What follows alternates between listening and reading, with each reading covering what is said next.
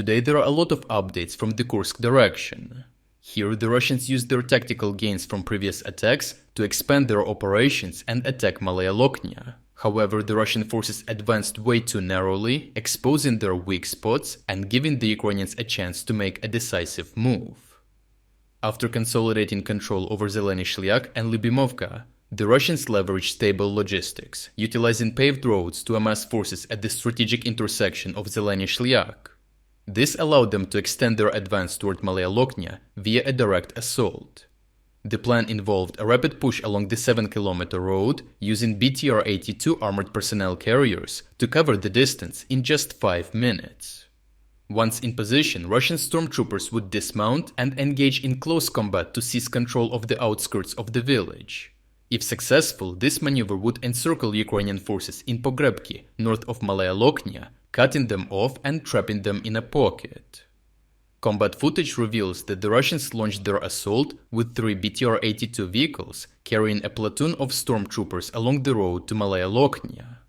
However, the first BTR was quickly neutralized by an FPV drone strike, followed by the destruction of the second vehicle, wiping out 2/3 of the assault unit within seconds.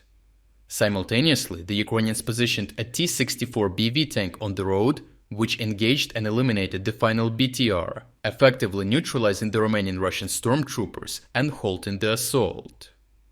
The original uncensored combat footage of all operations can be found on our Telegram channel through the link in the description. In the end, the Russian assault was halted and destroyed just 1.5 kilometers from the outskirts of Malaya Lokhnya, with any survivors retreating to their starting point. Now aware of the Russian plan, the Ukrainians decided to launch decisive strikes and counterattacks at the staging ground in Zeleni Shlyakh. By concentrating their efforts in this area, the Ukrainians aimed to prevent the Russians from massing additional forces for further assaults. This strategy would neutralize the earlier Russian gains, rendering their offensive momentum ineffective. Ukrainian Marines from the 36th Marine Brigade deployed 6 armored vehicles in a counterattack against Russian forces south of Zeleni Shlyakh. In the assault, they successfully destroyed several Russian vehicles, forcing the enemy infantry to retreat on foot under heavy fire from cluster munitions and FPV drone strikes. Unaware of the Ukrainian presence, the Russians had deployed a column to attack south of Zeleni Shlyakh, only to be ambushed and destroyed by the Ukrainian assault group. The surviving Russian forces were forced to crawl to safety and take cover as Ukrainian tanks suppressed their main positions along the tree lines near the town. This allowed the Ukrainian infantry to dismount and secure the area. Ultimately, the Ukrainian Marines pushed the Russians back by more than 2 kilometers, positioning themselves just outside Zeleni Shlyakh and preventing the Russians from massing forces for further assaults.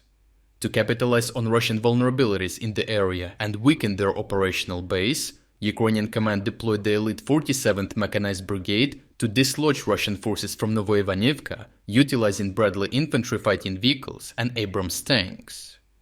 Combat footage shows the Bradleys effectively suppressing Russian infantry positions in the tree lines, while the Abrams tanks targeted and destroyed fortified positions in houses used by Russian troops for firing. The lack of retaliatory fire from the Russians suggests they were overwhelmed and rendered combat ineffective due to high losses. This allowed Ukrainian infantry to secure the area. As a result, the Ukrainians advanced another kilometer, fully recapturing Novoivanovka and intensifying pressure on Russian forces concentrated in Zeleni Shlyakh. Overall, the failure of the Russian attack at Malaya Lokhnya revealed their plans of operation, leading to several Ukrainian counterattacks and their suppression of the Russian tactical bridgehead at Zeleni Shlyakh, preventing any further Russian attacks. The Russian failure in this area destroyed their hope for a blitzkrieg victory in Kursk, with Chechen commander of Akhmat forces in the area, Abdi Alaudinov, calling it the most difficult part of the front. This led to the Kremlin postponing their plans of operation in Kursk, postponing the deadline to push the Ukrainian forces out of Kursk from the 15th of October to the 1st of February. If you're against the invasion of Ukraine and you want to support the work that I am doing, consider making a purchase in the online store UA Supporter. Here you can find a lot of products with Ukrainian symbols to not only show your support for this channel, but also for Ukraine.